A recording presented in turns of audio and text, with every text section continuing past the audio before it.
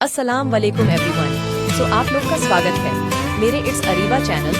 मैं आप लोग के लिए new tutorial video status and pic editing लेकर आती हूँ। आप लोग अगर चैनल पर न्यू हो तो जल्दी से मेरे चैनल को subscribe, like, comment, bell icon पे आप सभी को हर तरह की ट्यूटोरियल मिलेगा। एंड अब हम वीडियो स्टार्ट करते हैं, लेट्स गो।